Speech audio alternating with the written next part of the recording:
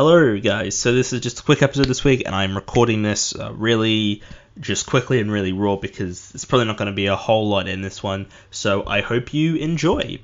Hello everybody and welcome back to another episode of At the Movies with William Fletcher. As per usual, I am your host, William Fletcher, and this week is just the quick one. It's just me this week because it's a very quick one. I can guarantee that I'm going to be having guests on for the rest of the month of episodes and hopefully for the rest of the year, honestly. But yeah, this week I'm covering the 1940 film Pinocchio, which I just finished watching about 5 minutes ago because I'm just not prepared.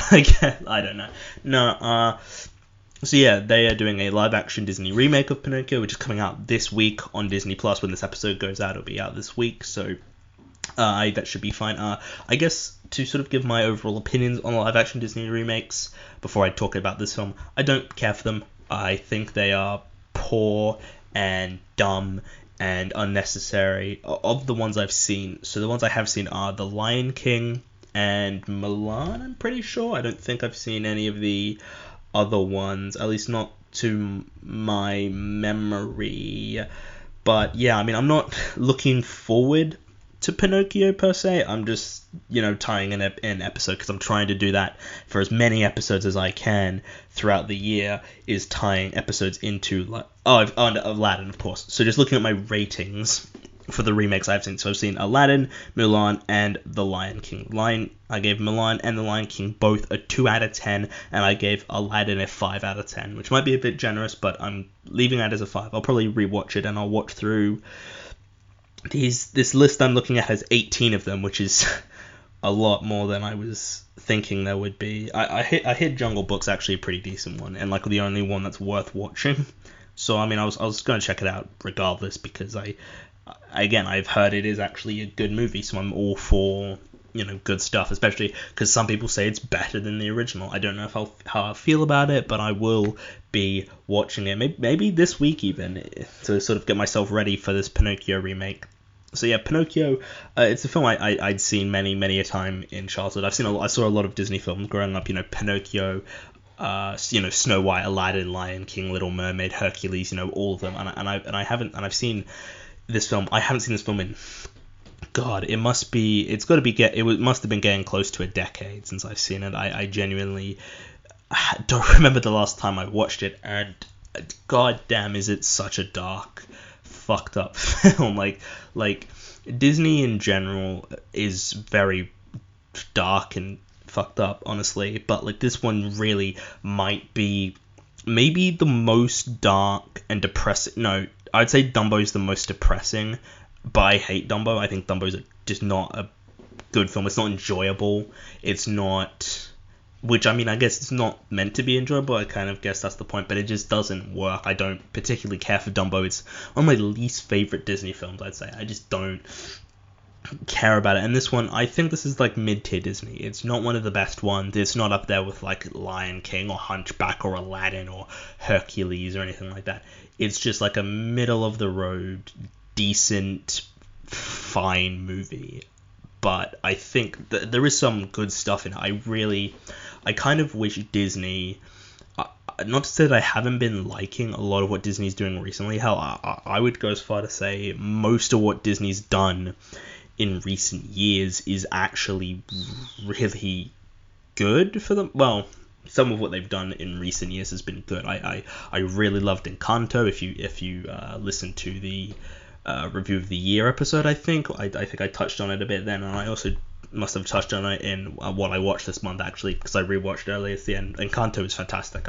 I really got a lot out of it besides the ending, which I think is particularly poor. Then I didn't care for The Raya and the Last Dragon. I haven't seen Frozen 2. I am planning on watching through all the Disney films I haven't seen because I might as well. But Pinocchio it's certainly good to have a fresher mind on this one now that I've rewatched it, because again, like I haven't seen a lot of Disney films in years. I mean, I've watched Lion King a couple times. I rewatched it earlier this year, and I rewatched it last year as well, because The Lion King is so fucking good. It's the best thing Disney has ever made, and possibly will ever make. It's certainly with Disney animation, it is the best thing they've ever made, and possibly just in general will ever make. But yeah, this film, as I mentioned before, is sort of mid-tier Disney. I don't think it's amazing. I don't think it's terrible either. I think it is sort of around that sort of level of quality that a lot of the early Disney stuff is. Stuff like Snow White and Sleeping Beauty and Peter Pan and all those kinds of films are of like their sort of mid-tier Disney films. They're because again, this was sort of the days of Disney where they didn't really know what they were doing with a lot of their films, and they kind of, well, not that they didn't know what they were doing, but they weren't as ambitious or they were sort of like, I felt like in this film you could sort of feel like, because I think this is like the second or third Disney film they'd done, I think, like the live, animation one, I think they were done, second animated feature film produced by Disney after Snow White. But I think this film made $164 million at the box office. That's pretty good. I can't imagine. I don't know. Maybe some of that is probably from re-releases and stuff, but still, $164 million for a 1940s film. It still probably is worth infinitely more than that, due to inflation and all that. But I think Pinocchio is a pretty decent film. I think Pinocchio as a protagonist character, I think Disney a lot of the time are very good at creating protagonists. I think they're one of the only companies, certainly for a time, at creating female protagonists, because if I'm being like completely honest, they're not good at making female protagonists anymore. Just look at the live action remakes. Jesus Christ, Mulan was terrible. It was such an awful, abysmal film on like so many levels, and I just don't know, because I should sort of clarify that statement. I think a lot of classic Disney princesses and Disney protagonists are very much archetypes and sort of stereotypes of that era, and some of them might not have aged well, especially when I get around to re-watching all of them. They probably haven't aged well, but I think they are, decent enough characters. I think Mulan, I think is a great female protagonist, and what's her name, Maribel in Encanto, I think is also really good, but they don't have as many strictly male protagonists. Like Pinocchio is the main guy in this film. It is his story. It is his journey we are following, and I think he's a very likable, endearing character for the most part. You can't get too upset with him when he makes dumb decisions, because he is a kid at the end of the day, and you have to be more lenient towards kids when they make bad decisions, and it's also more believable that about him doing these bad things, especially because he's also been alive for like not that long when we see him, but so it is believable and makes sense within the context of the story that he would make poor decisions, because he's just he's not that old really. Like he's probably, if he when he becomes a real boy, spoilers, that's the ending, but but like he looks like he's about 7, maybe 8 years old, sort of in how he looks, but in reality he's not that old, even and then he'll look like that age, but that doesn't mean he is that age. But I think like the characters, I think Jiminy Cricket is a very nice sort of a sidekick character. He's very entertaining. I do kind of like the whole he's communicating with the audience throughout the film. I'm a big fan of that. I like those kinds of characters. They're like, oh, I'm going to tell you a story about this, and they're one of the characters in the film. Like Tangled is one that I'll be rewatching, and the story is told, or there's like narration from Flynn Rider in the film. But I think Jiminy Cricket is a very, very entertaining sidekick. I think Geppetto is really nice. I think Figaro and Cleo, Figaro the cat and Cleo the fish are perfectly fine. They're not anything amazing. I think the villains are very interesting. I think Honest Jack, I don't know why, but I feel like that just plays differently to me now. Like the way he sort of takes Pinocchio and it's like, oh, I'm gonna take you to this place and I'm gonna introduce you to this guy. Like the way that plays, I mean, that's obviously not the intention, I don't think, but it does play to me like, okay, so the way I looked at it from my sort of modern sensibilities is that he's like a predator, right? Like I mean, maybe that's why he was, is he a cow or something? He's like he looks like a cow or something. But the way it was played and written is just sort of like, okay, it makes me feel very uncomfortable looking at it now. Like, because I know there's nothing going to be really awful. I mean, there's going to be bad things happening, but there isn't going to be, like, heinous actions on Jack's part, because it's a kid's film, but it just plays differently, which is, I guess, a comment on how society has changed. And plus, growing up in an age I have where you see these kinds of videos of to catch a predator or something, and like, wow, this is really dark. But that sort of thing. And I think he's entertaining. Like, I think he's not in it that much. I appreciate that a lot of classic Disney films are like under 90 minutes. Like Dumbo, I think, is like an hour and 3 minutes, hour and 4 minutes. It's fucking great, because animated films have such a problem sometimes. A lot of modern ones where they're like, where they go for like an hour 50 minutes, 2 hours, and I'm like, you don't need to go that long. Like Anomalisa, for example, which I watched earlier this year, phenomenal film. It's less than 90 minutes because it doesn't need to be longer than that, and it's one of the best animated films ever made, I would argue, and it's one of the best films of that year.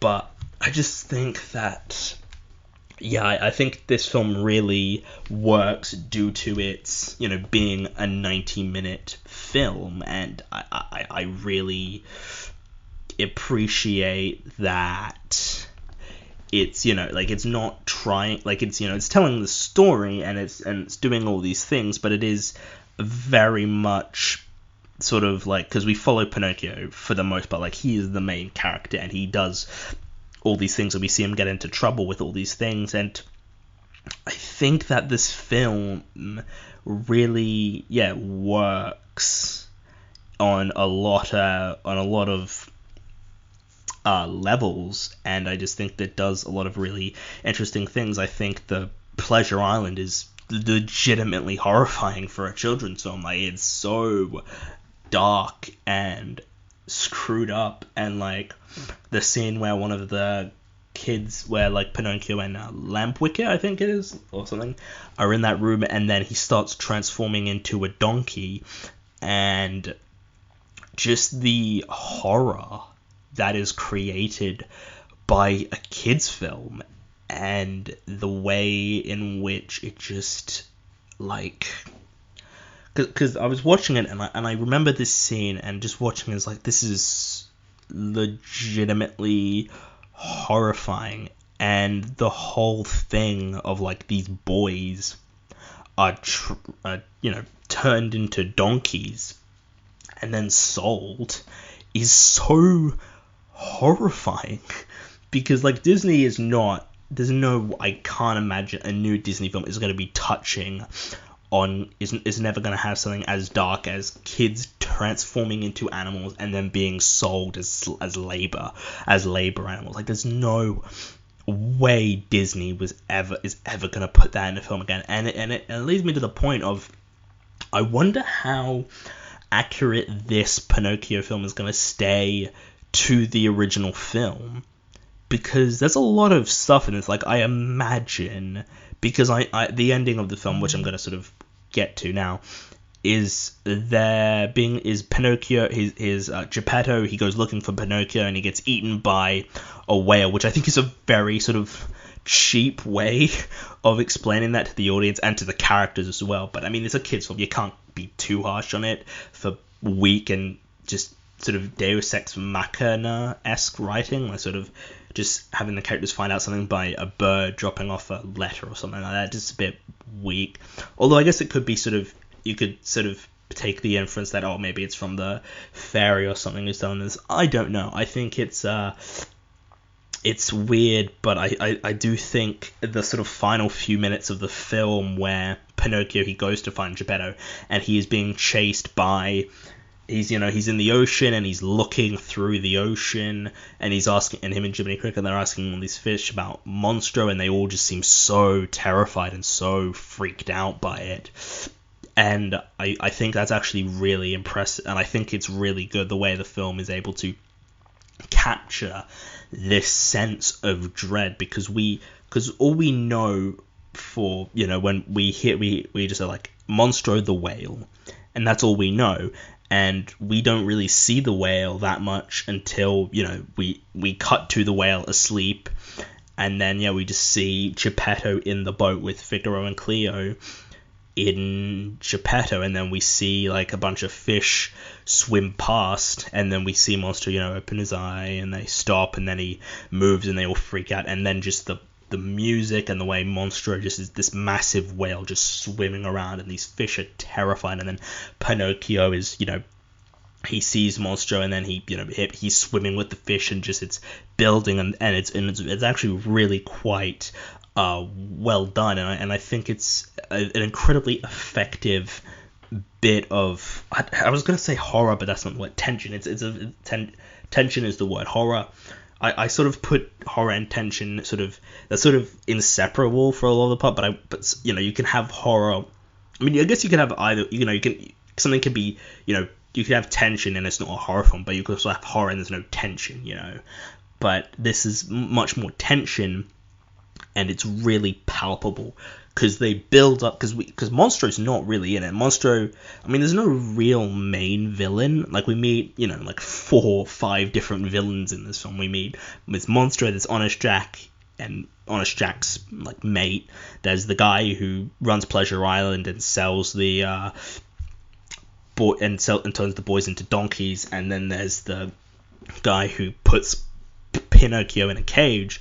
But I think Monstro is sort of arguably the main. I mean, he is the villain that we end the film on. It's the climax of the film, is them being, swimming away and being chased by Monstro. And I think that is incredibly well done, and I think it really, builds the tension, and it's really effective. Honestly, I think it's one of the best scenes in Disney. Honestly, I think the whole setup and build up to Monstro as a villain and as a character, because we hear Jiminy Cricket, he's like, oh, Monstro, he eats like entire ships and everything, and as an audience we're just sort of like, oh no, this isn't good.